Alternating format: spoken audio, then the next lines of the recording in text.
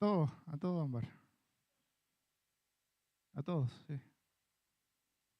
Bien, eso que ustedes ahí es un tríptico que hicieron ayer los chicos de Puente Alto. Ellos hacen las reuniones los sábados. Por lo tanto, el culto misionero de allá fue ayer, me invitaron a predicar. Y el culto, como bien decía el Jeremías, de Palestina. Y acá ellos hicieron algo bien bonito que ojalá pudiéramos replicar en las próximas fechas. Son 4 reuniones al año. Son pocas si uno ve en un año que sean 4 reuniones más o menos especiales. Y ellos tenían así como que fuera un viaje, como que fuera en un avión. Entonces tú llegabas y en las puertas había una azafata, vestida de azafata, y te pasaba un boleto de avión. El boleto de avión decía nombre, pasajero, hijo de Dios, destino Palestina. ¿Ah? Y tú entrabas y tenías los trípticos que están acá, tenías un mapa hecho por ellos, tenías, bueno, las banderitas bueno, quiero comprar para poner, se me olvidó traer las letras también.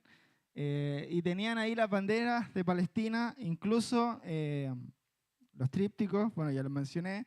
Incluso al final, cuando terminamos la reunión, tenían comida de Palestina. ¿Ah?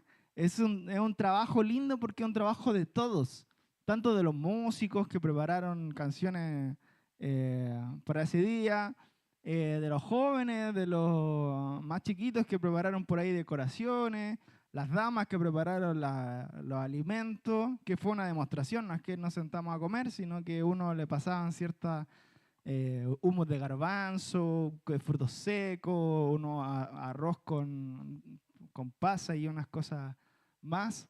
Y degustaba un poco para crear la atmósfera de que era una reunión distinta, que era de Palestina. Entonces, vamos a leerlo ahí usted con su tríptico.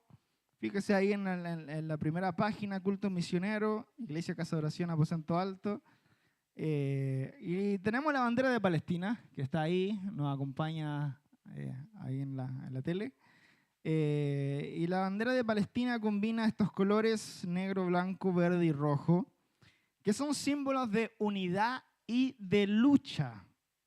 Una gran parte de la economía de Palestina depende de la ayuda proveniente de países occidentales y organizaciones internacionales que le dan dinero a Palestina. Le dan dinero a Palestina. Es cerca del 20% del Producto Interno Bruto de los palestinos son donaciones, por decirlo así. Son dinero que le regalan las organizaciones internacionales a Palestina.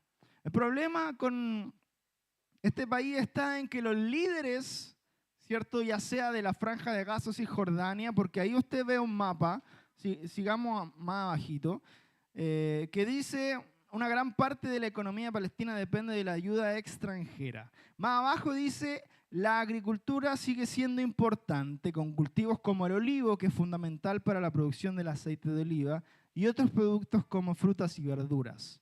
Palestina se encuentra en Medio Oriente, limitando con Israel.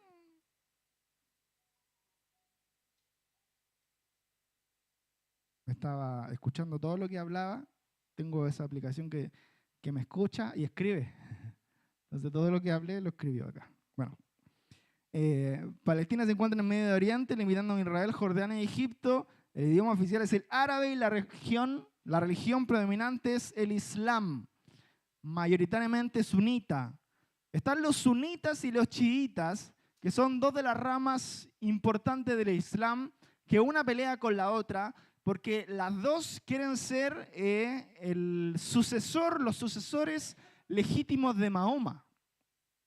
El tema está es que cuando Mahoma muere, Mahoma no tiene hijos. Por lo tanto, ¿qué le iba a suceder en el liderazgo del pueblo islámico? Y ahí hubo una controversia. Algunos decían que tenía que ser algún familiar de sangre de Mahoma, mientras otros decían que tenía que ser el líder religioso de la época, o sea, el que le secundaba, que no era su familiar. Y ahí nacen estas dos escuelas, sunitas y chiitas, y entre ellos dos pelean. Entre ellos dos hacen guerrillas para tomar posesión de las tierras. Lo único que hace que estos dos pueblos se unan es cuando pelean los dos juntos en contra de Israel. Eso es lo único que hace que estos dos se unan. Es como si dijéramos que acá, no sé, en un momento el Partido Comunista con sus guerrilleros versus un partido, no sé, del otro extremo, tengan sus guerrillas, pelean todo el tiempo contra ellos, pero cuando había guerra con, no sé, con Perú, se unían en contra del enemigo. Eso pasa con el pueblo islámico.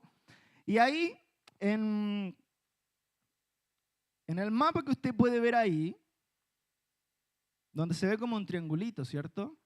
Se ve un triangulito en el tríptico que dice Palestina. Ese mapa es como el palestino ve su país. Porque el gran problema está en que este mapa, los israelitas también consideran que todo ese territorio es de ellos. Por lo tanto, hoy en día, solamente Palestina está conformada, como dice más abajo del mapa, por territorios que están divididos entre autoridades palestinas, en Cisjordania y en Gaza, que en Gaza está Hamas. Eso lo hemos visto en la televisión, ¿cierto? Hemos visto cómo ya llevan años de guerra entre Israel y Hamas en la franja de Gaza. La violencia recurrente ha dejado más de 300 muertos palestinos solo en el 2023. Estamos hablando 2023, o sea, el número de muertos se ha incrementado muchísimo más. Y una agencia de la ONU dice que hay más de 5 millones de refugiados palestinos viviendo en campos de refugiados en Jordania, Líbano, Siria y en los territorios palestinos. De vuelta a la hojita. Atrás dice: los árabes cristianos que viven en Palestina han sufrido décadas en persecución y sufrimiento por su fe. Los cristianos palestinos son cerca de 1 a 2%, y las estadísticas misioneras dicen que un país o un pueblo que tiene menos de 2% de cristianos se considera un pueblo o un país no alcanzado por el Evangelio. Por lo tanto, podemos decir que Palestina es un país no alcanzado. Muchos cristianos palestinos han emigrado tras la difícil situación que están viviendo, política y económica. Y aunque los cristianos en Palestina han vivido históricamente en relativa paz con los musulmanes, el contexto del conflicto Israel-Palestino ha exacerbado las tensiones y algunos cristianos han sido objetivo de violencia y discriminación por grupos extremistas islámicos. De vuelta a la hojita y tenemos los pedidos de oración. Pedido de oración que vamos a estar justamente orando cuando terminemos acá. Bien. El libro de Juan 13:35 dice: en esto conocerán todos que sois mis discípulos, si tuvieres amor los unos con los otros. Ese es mi texto que yo quiero llegar hasta el final para que podamos orar por este país que presentan tantas peticiones de oración, porque ahí ser cristiano cuesta la vida. Ahí ser cristiano no es como acá, allá cuesta la vida. Pero antes de llegar a las peticiones de oración para que nosotros podamos orar por esto y leer una carta que enviaron ellos hace unas semanas atrás a la Iglesia Global, quiero hablarles acerca de dos cosas muy importantes dentro de lo que son la Iglesia Global y cerca de lo que es las misiones.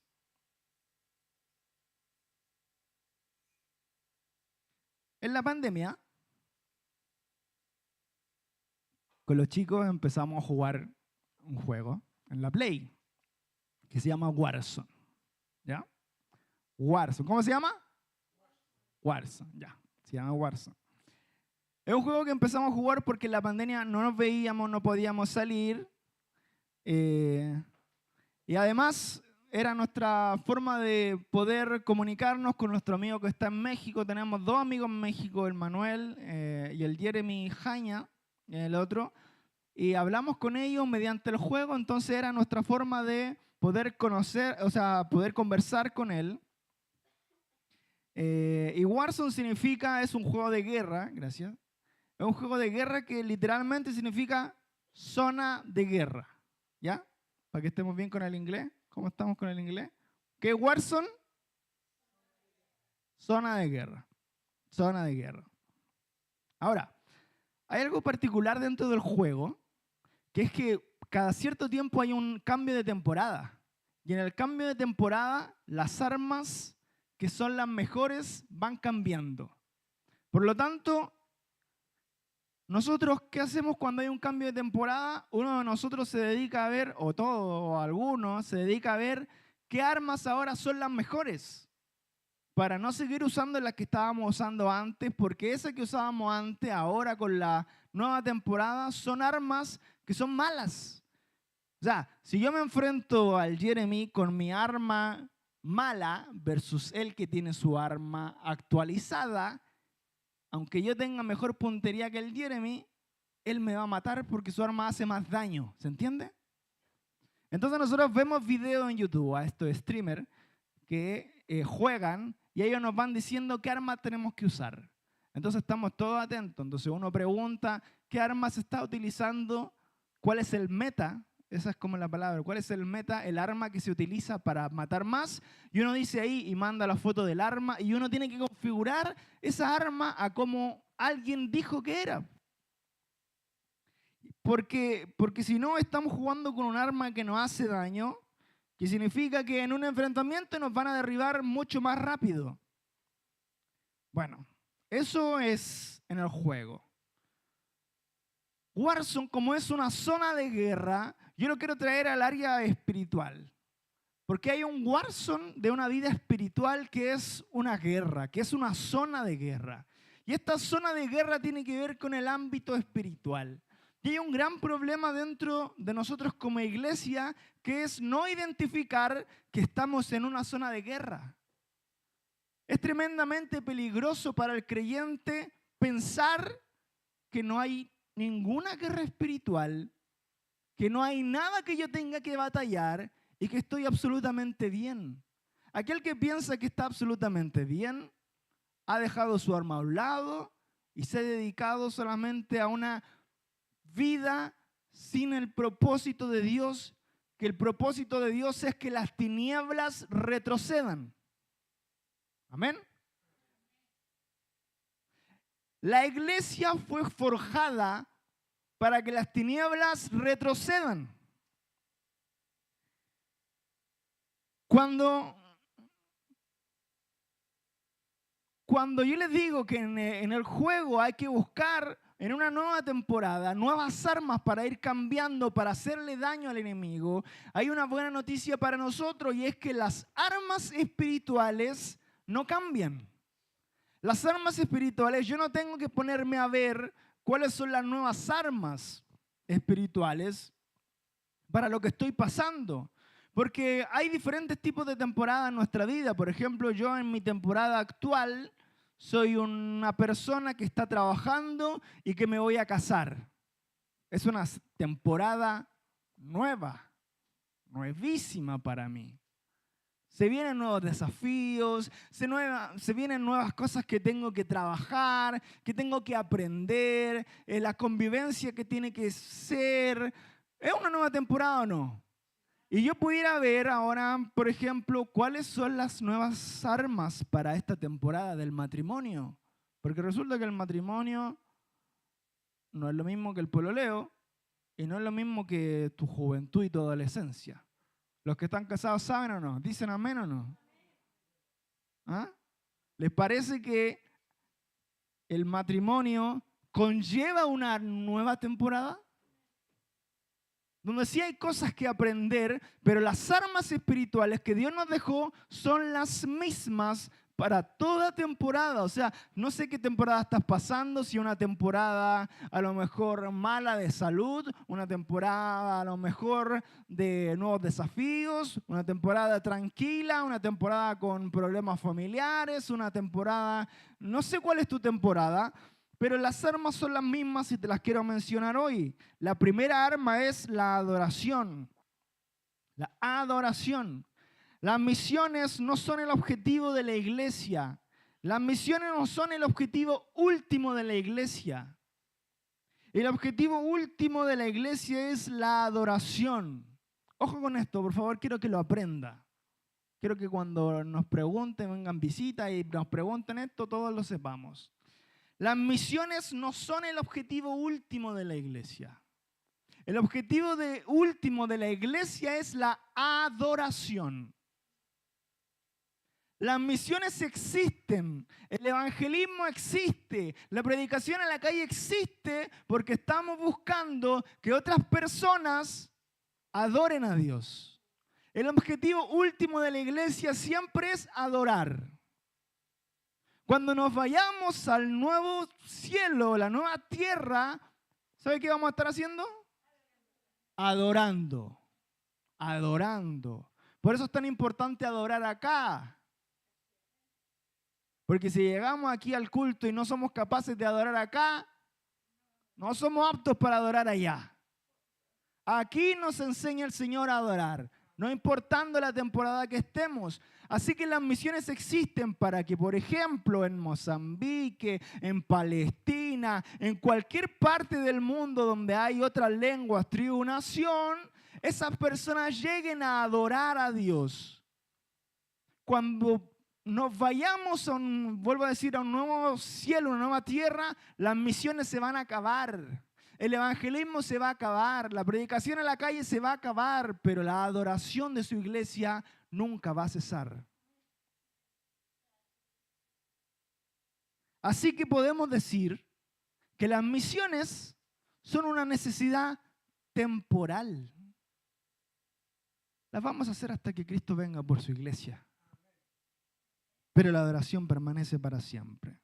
La adoración es el motor y el objetivo de las misiones, porque la ayuda proveniente de... Aquí me escribió todo lo que dije delante. El objetivo de las misiones es que los pueblos se alegren en Dios. El objetivo de la iglesia es que otras personas se alegren en Dios. ¿Cuál es el problema? Nosotros no podemos predicar de que se alegren las naciones si nosotros estamos así. ¿Cómo yo voy a predicar?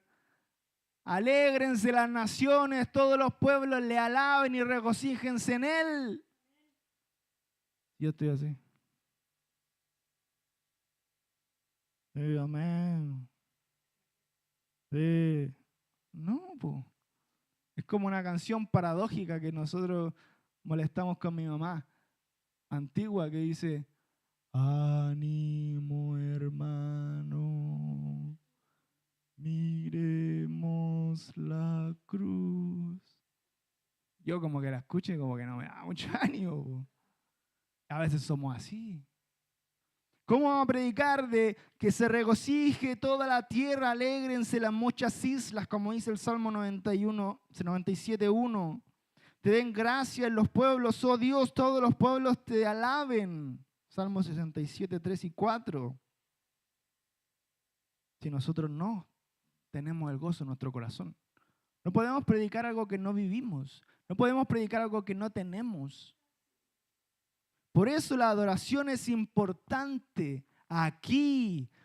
Yo me imagino cuánto es difícil adorar en nuestras casas, si aquí a veces nos cuesta adorar, que estamos en un ambiente pero preciso y precioso para adorar a nuestro Señor. Ningún misionero podría decir alégrense las naciones si no puede decir en su corazón tampoco: yo me alegraré en el Señor, en ti me alegraré y me regocijaré, cantaré alabanzas a tu nombre, oh Altísimo. Salmo 104, verso 34. Las misiones empiezan y acaban con la adoración. O sea, aquí empieza, mientras adoramos. No podemos llegar a ninguna otra parte, a ninguna otra tribu, nación, si primeramente aquí no se adora.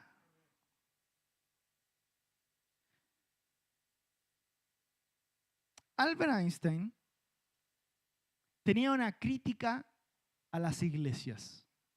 Y esto lo leí en un libro, donde conocidos de Einstein decían esto acerca de él. No, él no lo decía directamente, sino que sus conocidos científicos y amigos decían esto acerca de él. Y era que ellos conocían el escepticismo con el que Einstein miraba a las iglesias. Einstein conoció el diseño del universo y vio que era algo magnífico, que nadie debía pasar por alto. Los amigos dicen, es muy probable que Einstein llegara a la conclusión de que las religiones que él había conocido no respetaban ni rendían un homenaje adecuado al autor del universo.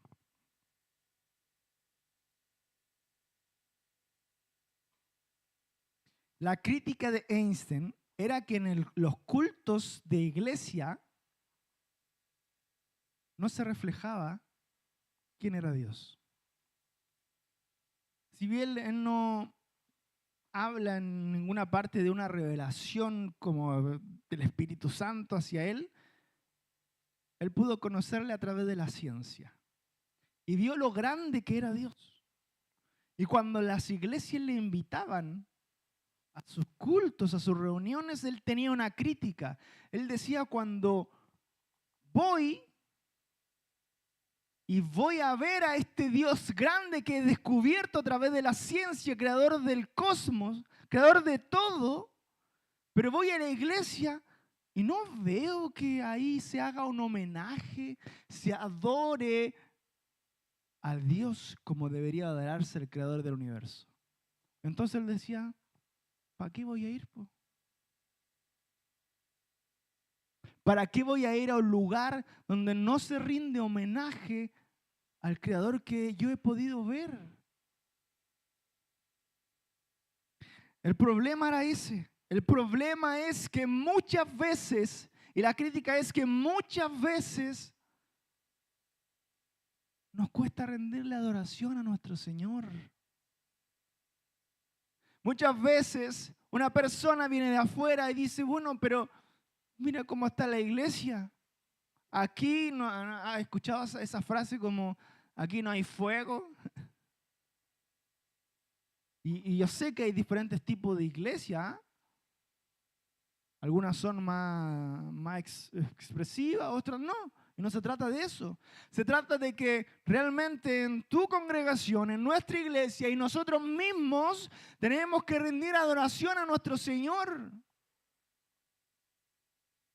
Isaías 40:25 dice, ¿con quién entonces me compararán ustedes? ¿Quién es igual a mí? Dice el Santo. Alcen los ojos, miren a los cielos. ¿Quién ha creado todo esto? El que ordena la multitud de estrellas una por una y llama a cada una por su nombre. Es tan grande su poder y tan poderosa su fuerza que no falta ninguna de ellas. Hermano, toda y cada una de las estrellas están puestas en orden por Dios. Y además de eso, Dios conoce, dice su palabra, su nombre. El nombre de cada una de las estrellas, Dios las conoce y Él las puso ahí. Él sabe exactamente cuántas hay. Y lo más sorprendente es que conoce su nombre. Dios es la realidad absoluta de todo el universo. Todo depende de su voluntad. Por lo tanto, ignorar a Dios, empequeñecerle, es incomprensible. Es algo que es incomprensible.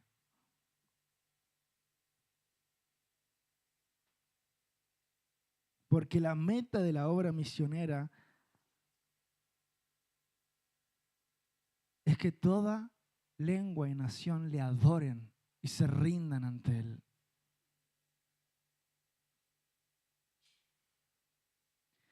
La obra misionera es el medio para que nuestro Dios justo sea exaltado en toda la tierra. Él es un Dios justo, amén. Él es un Dios justo. Y lo contrario a la justicia es darle valor y disfrutar aquello que no tiene valor ninguno. Por ejemplo, Romanos 1:18 llama injustos a los hombres que le dieron un valor a las cosas creadas y no le dieron un valor al creador de las cosas. ¿Se entiende? Romanos llama injusto a alguien que le da un valor a algo que realmente no debiera tener valor. Porque dice, los hombres son injustos porque adoran las cosas creadas, pero no adoran al Creador. Eso es un acto de injusticia. No darle valor al que tiene valor. Por lo contrario, un acto de justicia entonces sería darle valor a alguien que sí tiene valor. Y cuando decimos que Dios es un Dios justo y que imparte su justicia en nosotros, es para que nosotros podamos reconocer el valor supremo que hay en Dios, la belleza que hay en Él. Y cualquiera de nosotros, hermanos, en esta hora que no reconozca la belleza que hay en Él, que eres merecedor de alabanza, de adoración, de entregar nuestras vidas, es un hombre injusto.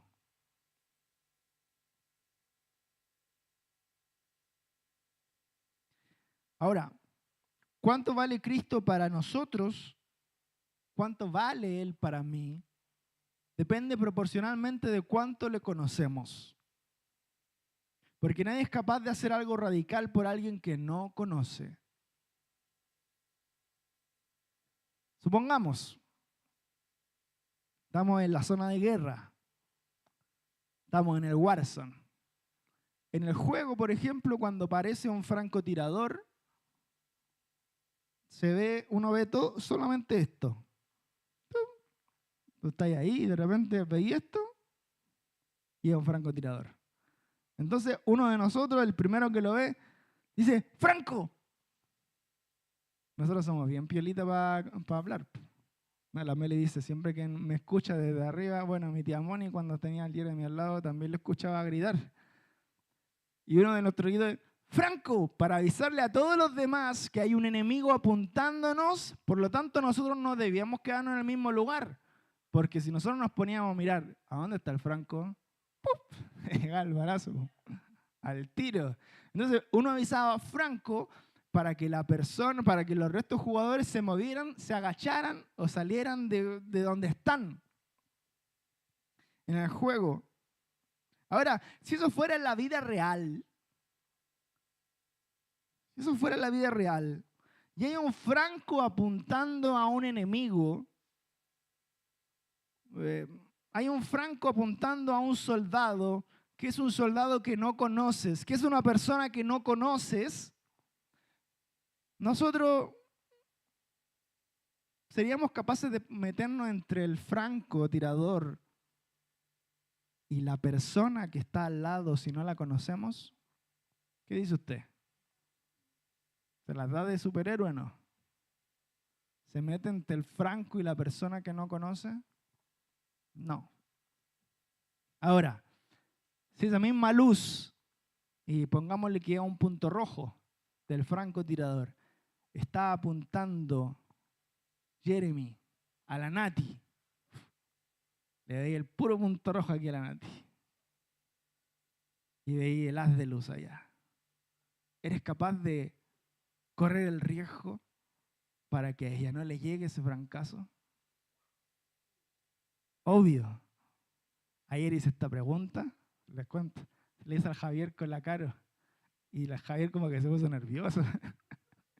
Pues la novia me decía, parece que la embarraste, porque el Javier como que decía, sí, es que depende porque hay muchas variantes. Y la gente empezó como, no, sí, pero sí, yo creo que sí. Así. ¿Estaríamos dispuestos por alguien que amamos? ¿Estaría dispuesto a hacerlo por su hija? ¿Estaría dispuesto a hacerlo por alguien que ama? Estaríamos dispuestos. Estaríamos todos dispuestos por alguien, por mi familia. Estaría dispuesto a hacerlo por mi novia. Estaríamos dispuestos a hacerlo por alguien que amamos porque hemos acumulado experiencia, hemos acumulado momentos, hemos acumulado horas y horas y horas de conocernos, de relación, y eso ha forjado un vínculo que eso haría que nosotros corriéramos el riesgo en una ocasión así. Con el Señor es lo mismo. Si yo no conozco al Señor, si no he experimentado su presencia, no voy a ser capaz de mover ni un dedo por Él. ¿Y cuántos saben que la salvación es gratuita?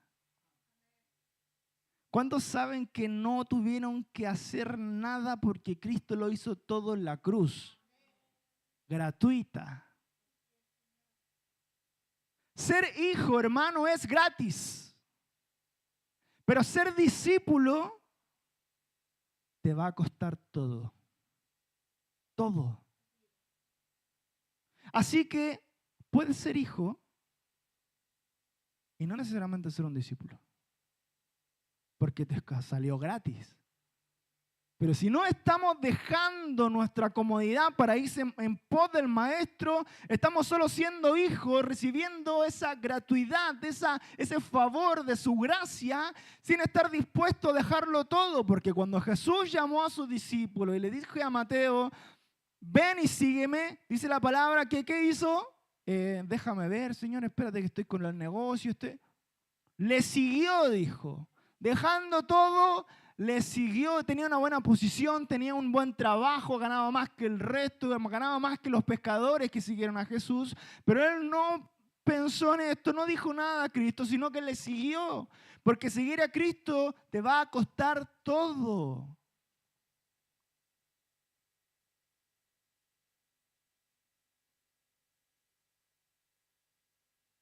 Por eso es necesario que le conozcamos, porque si no le conocemos, no le adoraremos. Y la segunda arma, y la última, es la oración. La vida es una batalla, hermano. Estamos en Warzone, estamos en zona de guerra espiritual. Y para que usted me crea que estamos en una zona de guerra, luego le voy a citar varios textos bíblicos que hablan de esto. Tenemos que recordar que estamos en una guerra. Nuestra falta de oración se debe justamente a que pensamos en que no hay peligro alguno. No hay peligro, no hay guerra, no hay nada. Entonces estoy tranquilito, no oro. Porque dígame la verdad, ¿cuándo es cuando usted ora más? ¿Cuando anda todo bien?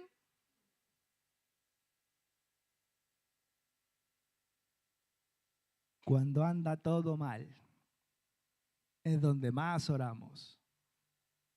Mi año ha sido uno de los peores años que he tenido en cuanto a mi salud y he reconocido delante del Señor que no estaba orando. Me hicieron examen y estaba con ansiedad, le contaba hartas veces. Y es el año donde más me he podido acercar al Señor y donde más Él ha hablado a mi vida. Porque el sufrimiento para el creyente, siempre lo digo, tiene propósito. El sufrimiento para el creyente tiene propósito. No es en vano, no es que venga porque sí. Hay un propósito en cada una de las situaciones que pasamos. Y si era necesario en mi vida que pasara este tiempo de aflicción, en el cual me siento mucho mejor, la verdad. Pero a veces digo, ahora que estoy mucho mejor, no oro tanto como cuando estaba más tan mal. Pues. ¿Me entiendes? Y eso nos pasa a menudo, hermano. Nos pasa a menudo. Porque olvidamos que estamos en un campo de guerra, en una zona de guerra. La oración es un walkie-talkie de guerra para la iglesia. La oración es un walkie-talkie donde hablamos con nuestro general, el príncipe de los escuadrones de Jehová, dirá su palabra. El príncipe de los escuadrones de Jehová, y hablamos con él acerca de la ofensiva que hay que hacer, acerca si él nos va a decir, ahora hay que tomar municiones, ahora hay que ser estratega, ahora hay que avanzar, porque estamos comunicándonos directamente con el walkie-talkie de guerra del general en jefe. El problema es que hemos convertido el walkie-talkie, que es la oración, en un campo de guerra, en un teléfono de hotel. ¿Cuántos han estado en un hotel que tiene teléfono para pedir cosas? Quizás algunos no. Imagínense entonces que tiene el teléfono con delivery.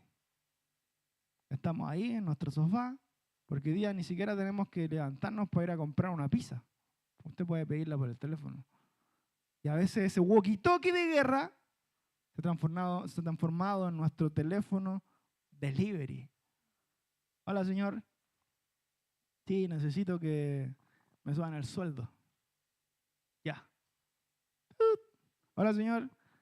Sí, estoy medio enfermito. ¿Podría sanarme? Lo más rapidito posible. Hola, señor.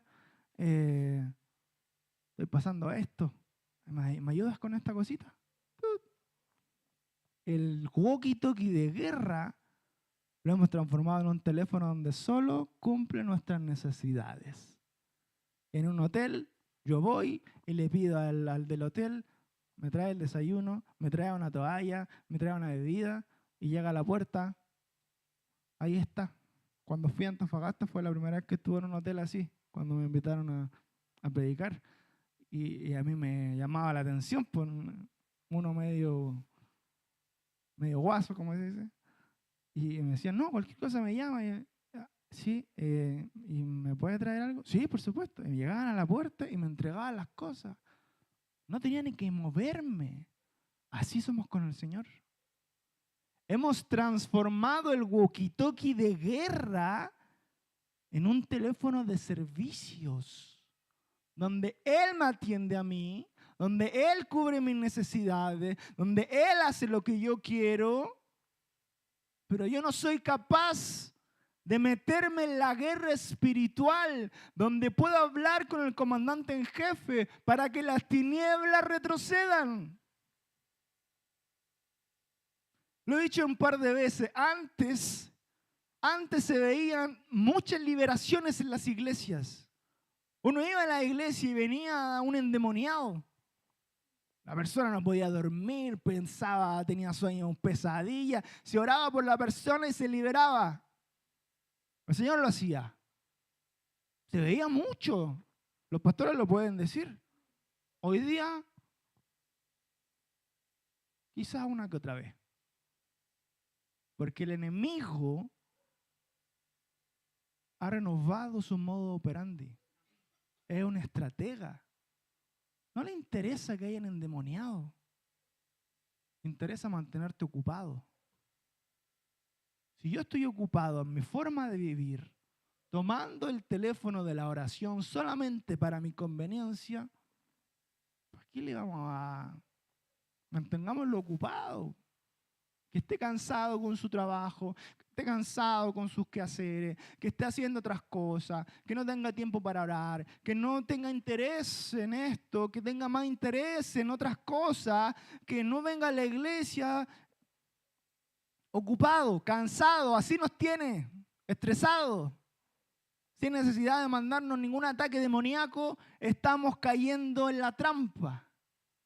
Y hemos convertido el walkie-talkie de guerra en la ofensiva donde Dios nos diría, avanza, municiones, es hora de replegarse, es hora de estrategias.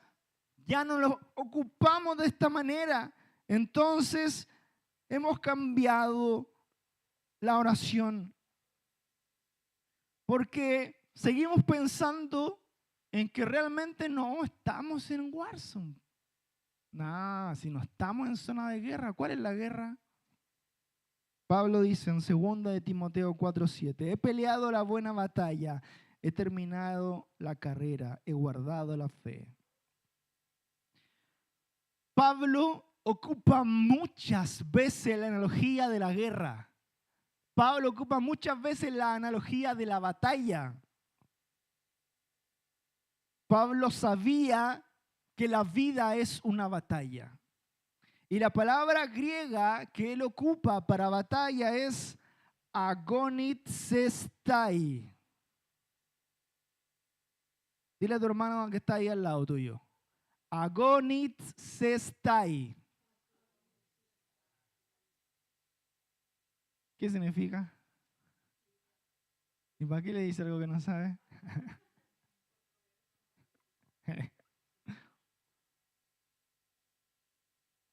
Agonizestai significa lucha, combate, esfuérzate.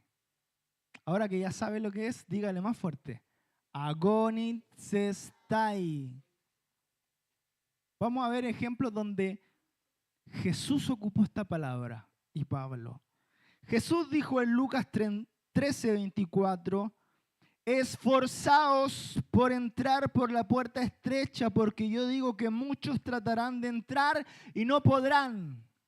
¡Wow! Esforzaos, agonizestai, lucha por entrar. Eso es lo que está diciendo el Señor.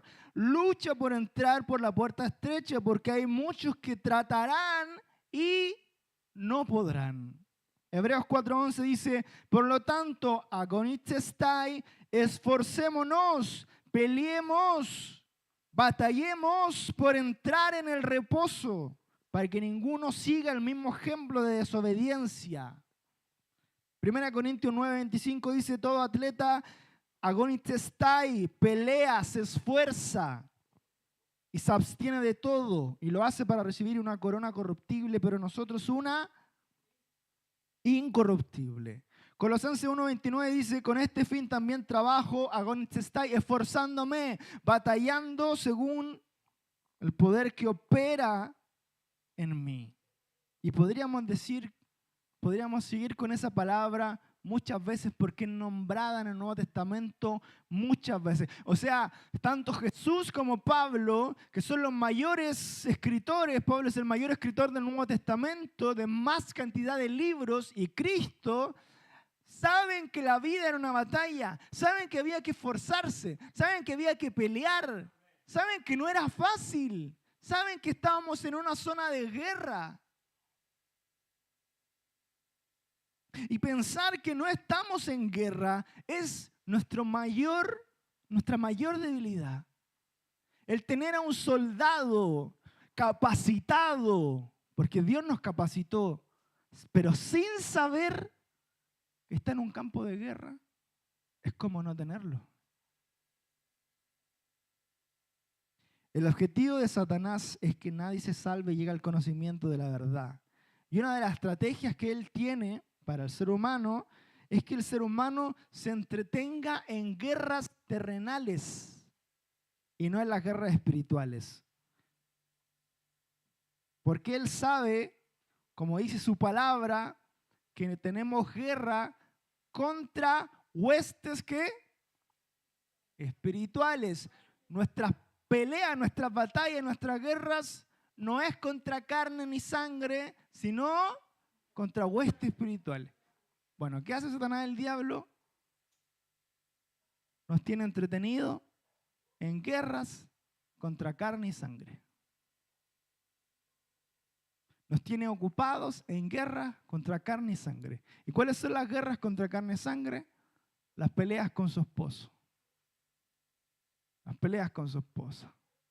Las peleas con nuestros seres que amamos. Nuestro propio estrés. Nuestra poca confianza en el Señor. Nuestras deudas. Y así nos tiene preocupados y nos tiene ocupados peleando una guerra con carne y sangre para que no miremos hacia el cielo y no miremos que hay una guerra espiritual que se está dando. Que se está dando. Dios nos ha dado el arma de la oración porque Jesús nos ha dado una misión. Y es que en esta tierra hay que frenar y hacer retroceder las fuerzas del enemigo. Pero ¿qué pasa hoy en día?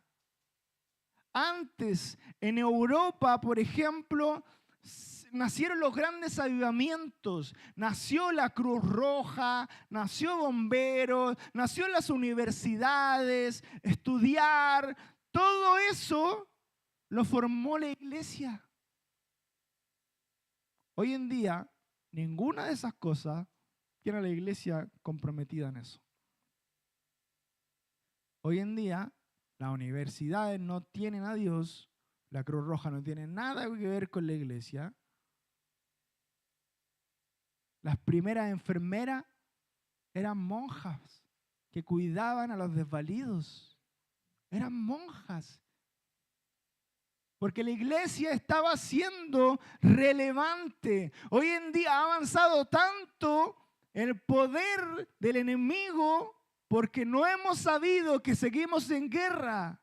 Y hoy en día nuestras comunidades eclesiásticas parece que son las minorías, las minoritarias. Si hoy en día yo le digo, tengo un llamado misionero para irme a Francia, algunos se van a reír. Va a ir a Francia, va a ir a vacacionar. Y no saben que hoy día Francia y toda Europa están a esto de ser totalmente musulmanes. Estamos hablando de Europa, donde hubieron grandes avivamientos de la iglesia, donde nacieron los Wesley, ¿cómo se llaman? Los cuáqueros, donde creció la iglesia, después llegó a Estados Unidos y después llegó acá. Y hoy día toda Europa está a esto de ser completamente musulmán. O sea, Europa necesita que se reevangelice.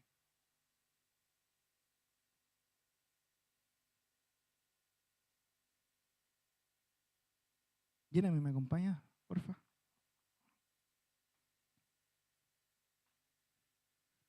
Nosotros pudiéramos pensar que Dios puede revelar el evangelio a los corazones de los palestinos. Que Dios puede revelar el evangelio a los corazones de los europeos. Dios puede revelar el evangelio en el corazón de la gente, sin necesidad de que nosotros vayamos y prediquemos. Porque si uno lo piensa, nosotros no somos tan buenos. Yo no soy bueno. No es como que Dios piense, ¿cómo lo hacemos para, una conversación celestial de la Trinidad? Y digan, ¿cómo lo hacemos para ir a evangelizar a Europa? ¿Cómo lo hacemos para evangelizar a los palestinos? Y digan, la iglesia Villa Recoleta, ¿verdad? El padre le dice al hijo y el hijo le dice, sí, ahí está, el Jonah, el Jeremy, nuestra hermana Mireia. Sí. No es como que nosotros le solucionemos en algo la vida a Dios. Es más, si yo me miro a mí y a nosotros, estamos llenos de corrupción, de maldad, de pecado, de inconsecuencia, de infidelidad. Nos cuesta orar, nos cuesta venir, nos cuesta adorar. ¿Cómo podríamos nosotros ayudar a Dios? No. Al contrario, se le hace, yo creo, más pesado a Dios tener que usar nuestras vidas para propagar el evangelio. Pero dice la palabra que le agradó a Dios salvarlos por la locura de la predicación. A Él le agradó. A Él le agradó, a Él le plació. Y para esto le quiero poner un ejemplo. Yo el día de mañana me voy a casar, después voy a tener hijos, y yo a mi hijo le quiero enseñar cosas, como por ejemplo, jugar tenis. Me encantaría que mi hijo jugara tenis. Me encantaría que mi hijo jugara play conmigo, que fuera músico. Me encantaría. Y una de las cosas que me gustaría hacer es cocinar con él. ¿Las mamás que están aquí han cocinado con su hijo alguna vez? ¿Sí? ¿Han cocinado con su hijo? ¿Quequito, galleta, alguna cosa? ¿Hago cocinado con el Jeremy alguna vez? Cocinar con los hijos significa tener 3 veces más la cantidad de receta que si usted lo hace sola. Le explico por qué. Porque su hijo chico bota la harina, bota el aceite. Su hijo chico va a dejar todo sucio. Su hijo chico va a hacer que en la receta, en el producto final, aparezcan cosas que uno dice, ¿y de dónde salió esto? Quizás el niño fue a tomar cualquier cosa y le echó ahí en medio de la harina y salió por el queque. Se pierde más producto, se demora más, pierde más, pero aún así te gusta hacerlo con tu hijo. Esto o cualquier otra cosa. Pero ¿por qué si te estoy dando razones específicas para que no lo hagas? Porque hace que pierdan más harina, que pierdan más producto, que salga algo raro en la receta, que te demoren más. En vez de ensuciar 3 platos, ensuciaste 8 platos. Te estoy dando razones para que no lo hagas. Pero ¿por qué lo haces? ¿Por qué? Eso u otra cosa que haces con él que te parece más complicado hacer que hacerlo sola. Pero igual lo haces con tu hijo. ¿Por qué lo haces?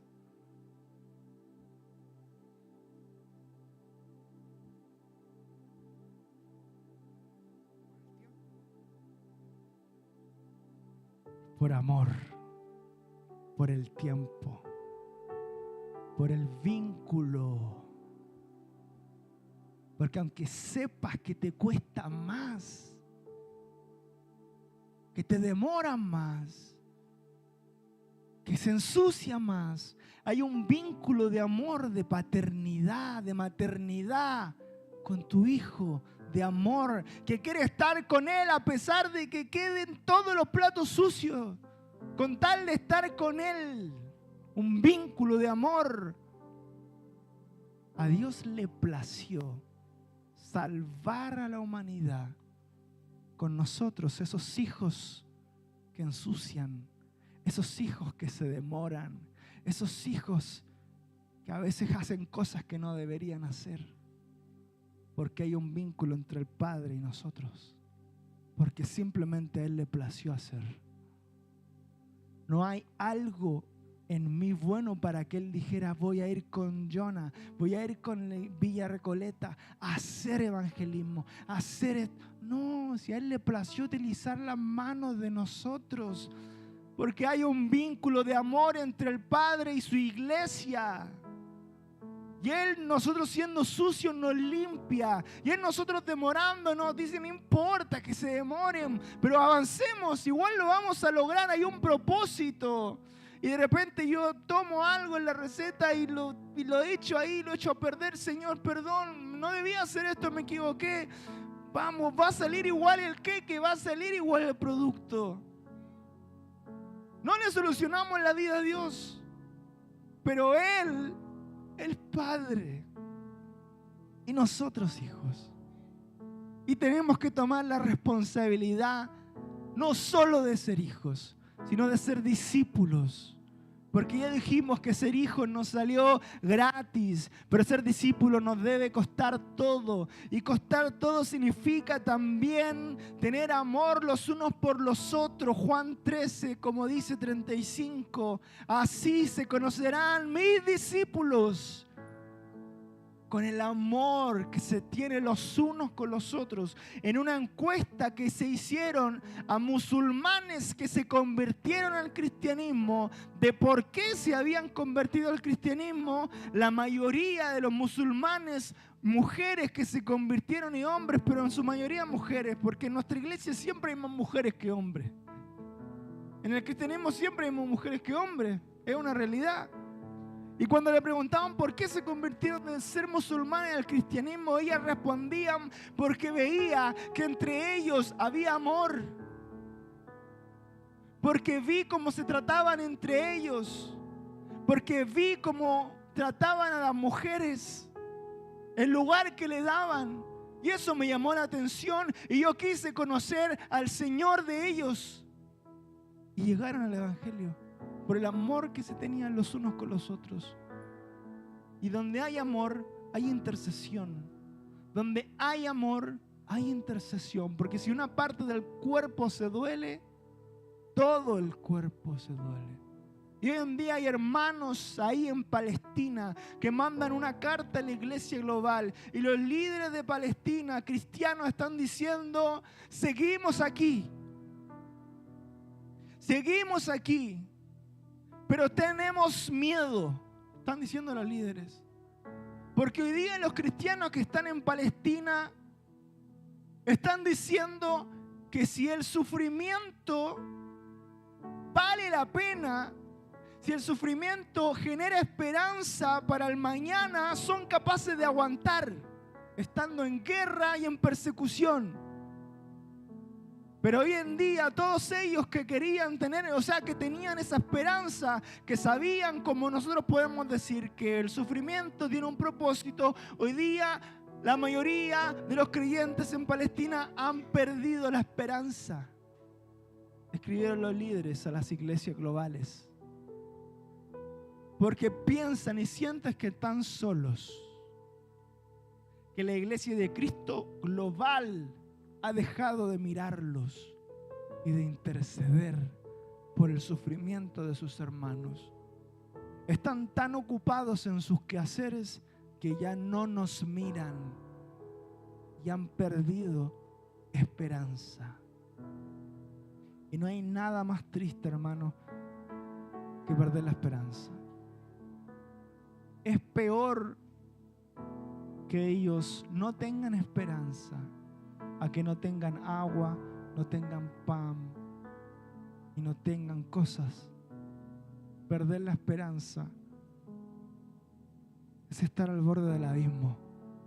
Víctor Frank, en un libro, él fue a un campo de concentración y en el campo de concentración él dijo que los primeros que morían en la Segunda Guerra Mundial en el campo de concentración, los primeros en morir eran aquellos que habían perdido toda esperanza. Él es un psicólogo. Y él escribió de la psicología y del cristianismo porque se convirtió ahí. Él dijo, los primeros que se morían eran los que se enfermaban de tifus, pero eran los que no tenían esperanza. Era como que su no esperanza bajara las defensas de tal manera que cuando llegaba algún tipo de enfermedad eran los primeros en morir.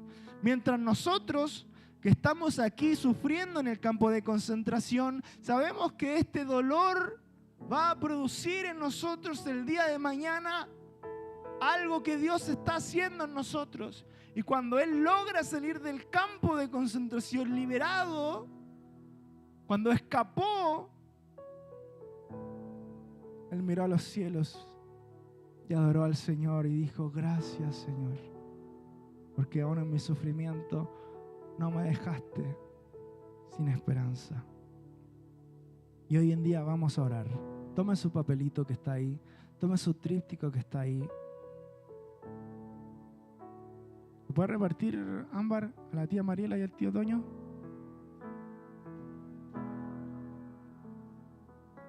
Póngase de pie. Pongámonos de pie.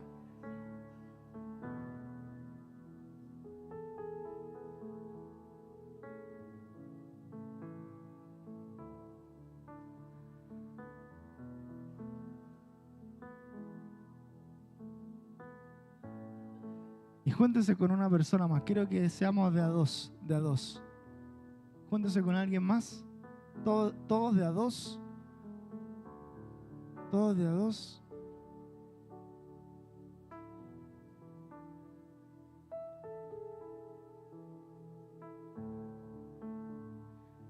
Y acá justamente en los pedidos de oración hay 8 peticiones de oración.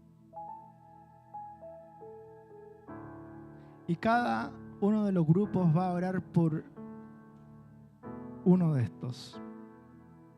Vamos a partir por la izquierda con la pastora Mónica y con el pastor Carlos, que la primera petición es Que Dios toque los corazones de los líderes y ciudadanos para que busquen el diálogo y la paz duradera. Luego los pastores van a orar aquí por el consuelo a las familias afectadas.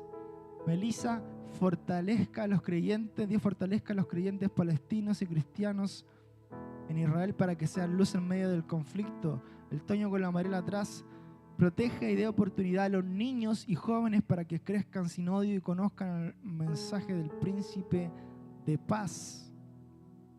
Nuestra hermana Mireya, dé sabiduría a los líderes para buscar soluciones justas y humanas. Nuestra hermana con su esposo, que sane las heridas del pasado y permita que la fe, la esperanza y el amor prevalezcan. Nuestras hermanas aquí adelante, que se expanda el reino de Dios en Palestina y permita que los ojos de este pueblo sean abiertos al conocimiento del único Dios verdadero. Amén. ¿Le quedó claro su punto? Comenzamos a orar.